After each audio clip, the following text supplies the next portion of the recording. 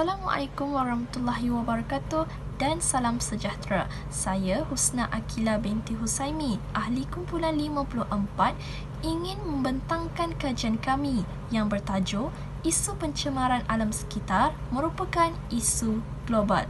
Kajian kami ini di bawah penyeliaan Dr. Mastura binti Abdul Wahab. Berikut merupakan senarai nama ahli kumpulan 54 yang diketuai oleh Christine Lim Chow Han. Alam sekitar merupakan nadi buat kehidupan di muka bumi. Tanpa kehadirannya, kehidupan kita akan menjadi tidak seimbang dan sihat. Alam sekitar yang dulu menarik perhatian sesiapa sahaja yang memandangnya, kini bertukar kepada sesuatu yang ngeri dan suram. Oleh itu, kita perlulah menggambling tenaga dalam membantras isu pencemaran alam sekitar ini daripada terus berlarutan. Objektif kajian kami pada hari ini ialah kami ingin mengkaji sejauh mana isu pencemaran alam sekitar mampu menggugat ekosistem global, dan kepentingan kajian kami ialah kami ingin memberi pendedahan kepada generasi muda akan realiti sebenar alam sekitar kita pada hari ini.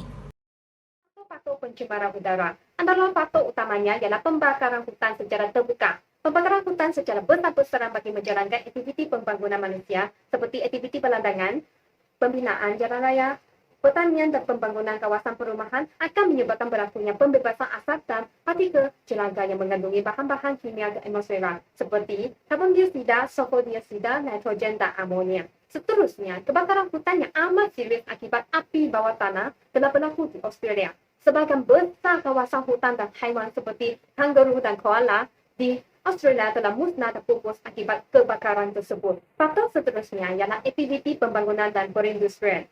Penghasilan produk dari kilang-kilang perindustrian seperti kilang getah, kilang kelapa sawit dan kilang kimia akan menyebabkan berlakunya pelepasan habuk-habuk dan gas-gas pencemar ke udara secara berleluasa. Pelepasan gas-gas pencemar dari serembung kilang tanpa penapis akan menyebabkan berlakunya kualiti udara terjejas. Terdapat 93 orang responden bersetuju bahawa aktiviti pembangunan dan perindustrian mampu menjejaskan kualiti udara. Punca seterusnya ialah pelepasan asap dari kenderaan bermotor. Pembakaran bahan api fosil seperti diesel, petrol daripada pelepasan kenderaan exhaust dan bukan exhaust seperti kereta swasta, bas, lori dan kereta api akan menghasilkan debu-debu dan gas-gas pencemar seperti karbon dioksida, karbon monoksida dan nitrokarbon yang menyebabkan berlakunya peningkatan suhu dan pencemaran udara. Terdapat 97 orang responden dalam kajian ini bersetuju bahawa pelepasan ke asap kenderaan bermotor mampu menyebabkan berlakunya peningkatan indeks pencemaran udara IPU dan suhu persekitar. Kesan pencemaran udara berlakunya jerebu hujan asid, penipisan lapisan ozon dan pemanasan global. Sebanyak 98.3% responden bersetuju bahawa pencemaran udara mengganggu keseimbangan ekosistem. Yang pertama ialah jerebu. Sistem pernafasan akan menyerap pelbagai bahan pencemar ke dalam paru-paru. Fungsi paru-paru terjejas dan sistem pengaliran darah mengalami masalah. Pembekakan radang salur pernafasan mengecil. Penyakit paru-paru dan pesakit akan mengalami kesukaran bernafas. Sebanyak 59.3% responden mengatakan penyakit asma sukar bernafas akibat daripada jerebu. Yang kedua ialah pemanasan global. Menyebabkan paras laut meningkat, cuaca kering berpancangan, pembakaran hutan secara meluas dan perubahan iklim yang ketara. Ini juga memusnahkan harta benda dan mengancam nyawa manusia. Biodiversiti dan ekosistem haiwan dan tumbuhan seperti populasi beruang kutub, walrus dan anjing laut terancam. Sebanyak 44.1% responden mengatakan pancaran matahari yang terik berlakunya pencairan ais di bahagian kutub bumi yang mengakibatkan pemanasan global. Yang ketiga ialah hujan asid. Peningkatan tahap keasidan di ruangan atmosfera terjadi terdapatnya bahan pencemaran udara yang dilepaskan daripada kilang-kilang. Dianggap sebagai bencana alam sekitar dan memberi kesan terhadap fizikal bandar seperti bangunan bersejarah dan tugu-tugu peringatan. Ini juga menjejaskan kestabilan ekosistem dan pembaziran dalam pengurusan aset dan infrastruktur. Sebanyak 54.2% responden mengatakan bahawa pembakaran bahan api di kilang yang menyebabkan hujan asid.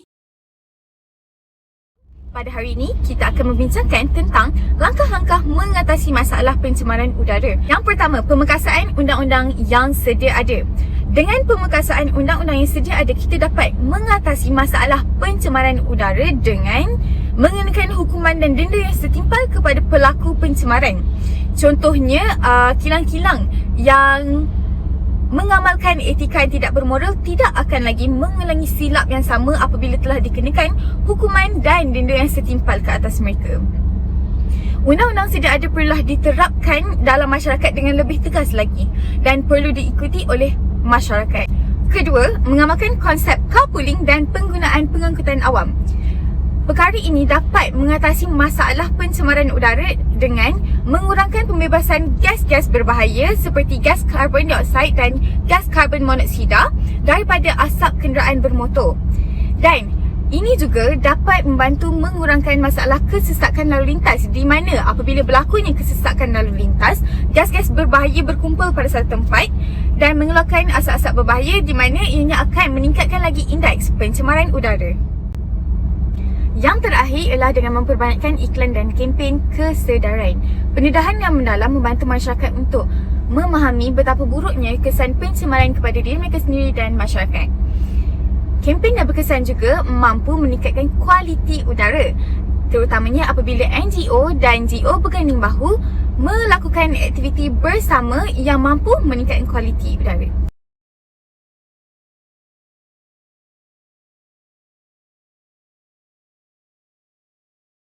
Dan seterusnya merupakan faktor pencemaran air. Faktor pertama ialah pelepasan sisa toksik merupakan faktor pertama dan mendapat persetujuan daripada semua responden iaitu 61 orang. Pelepasan sisa toksik adalah hasil daripada aktiviti manusia seperti perindustrian. Jenis sisa industri yang dihasilkan termasuk sampah kafeteria, minyak, bahan kimia dan akhirnya ialah batu dan konkrit. Punca utama bagi faktor tersebut adalah kos rawatan sisa industri yang tinggi menyebabkan mereka memilih untuk meminimumkan kos memaksimumkan keuntungan. Dan faktor seterusnya ialah tumbuhan minyak. Faktor ini telah mendapat persetujuan daripada 60 orang responden. Tumbuhan minyak adalah hasil operasi kapal tanker, perbaikan dan perawatan kapal dan terutamanya terjadi daripada kecelakaan atau tabrakan kapal tanker.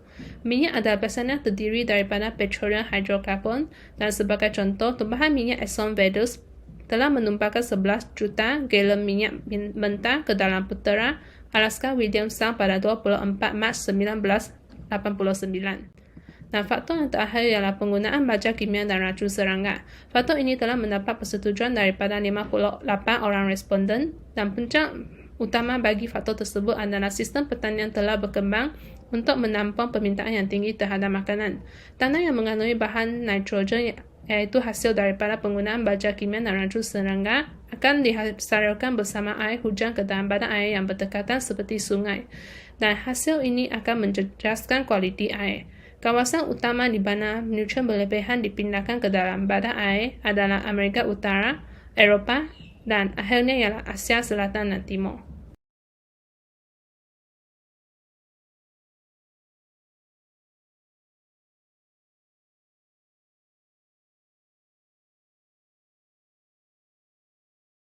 Yang pertama, memberi kesan kepada persekitaran. Bahan kimia beracun dapat mengubah warna air dan meningkatkan jumlah mineral.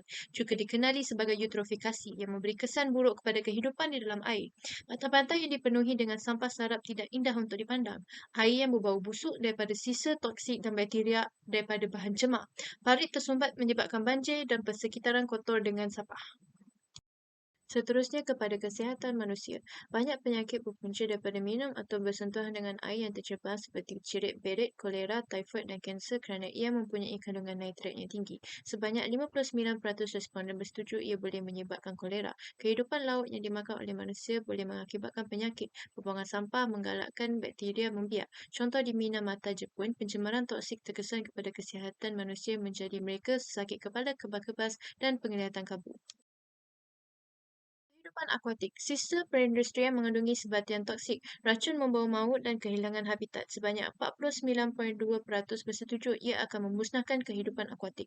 Orang ramai pula akan kehilangan sumber protein ekoran kekurangan hidupan akuatik yang menjadi pembekal protein kepada manusia. Seperti perairan di Terengganu, pembuangan sisa domestik, penyu mati termakan plastik dan straw. Yang terakhir, kualiti air. Ia mengurangkan jumlah cahaya matahari menembusi air untuk tumbuh-tumbuhan. 32.8% kata ia akan mengubah pH laut kerana mengganggu pertumbuhan fotosintesis dan mikroorganisma. Bahan-bahan toksik yang bercampur dengan air sungai atau tasik secara langsung akan mempengaruhi kualiti air minuman, mengurangkan jumlah kandungan oksigen dalam air untuk kehidupan lautan dan kurang kejernihan air menyebabkan ikan susah mencari sumber makanannya.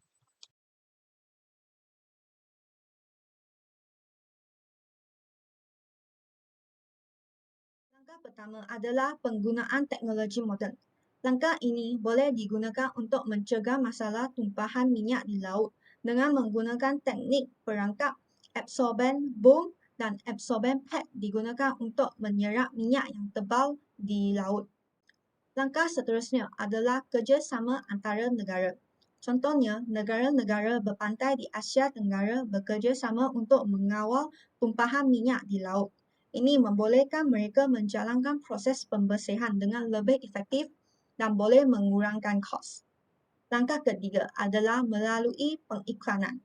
Pihak media boleh mengiklankan cara pembuatan racun serangga organik melalui rancangan televisyen untuk mengurangkan penggunaan baja kimia dalam kalangan masyarakat. Penguatkuasaan undang-undang juga dianggapkan sebagai salah satu usaha yang boleh mencegah pencemaran air. Pihak bertanggungjawab perlulah meningkatkan pemantauan kepada aktiviti penghilangan dan sentiasa beronda di sekeliling mereka. Langkah akhir dalam bahagian ini adalah pendidikan. Pendidikan dapat memberikan kesedaran kepada pelajar dan boleh menyampaikan maklumat berkaitan dengan pencemaran kepada mereka. Dengan merujukkan data-data di atas, kita didapati bahawa majoriti responden adalah bersetuju kepada langkah-langkah yang disenaraikan di atas. Tetapi masih terdapat sekumpulan kecil responden yang tidak bersetuju kepada langkah seperti penguatkuasaan undang-undang, pengiklanan dan kerjasama antara negara dapat mencegah pencemaran air. Sebagai kesimpulan, tajuk yang dipilih oleh kumpulan kami adalah isu pencemaran alam sekitar merupakan isu global. Aktiviti pembakaran hutan secara terbuka merupakan faktor pencemaran udara yang memberikan impak yang paling dahsyat, iaitu menyumbang kepada pemanasan global yang semakin meningkat. Selain itu, pelepasan sisa toksik yang merupakan hasil daripada aktiviti manusia atau sektor ekonomi adalah faktor pencemaran air yang paling utama yang mengakibatkan terjejasnya kehidupan akuatik dan risiko penyakit kolera semakin berleluasa.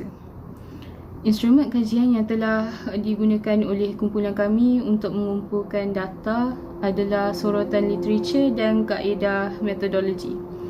Akhir sekali, kami berharap agar maklumat yang disampaikan dalam video ini dapat memanfaatkan mereka yang menonton dan meningkatkan kesedaran kepada orang luar tentang isu pencemaran alam sekitar. Sekian, terima kasih.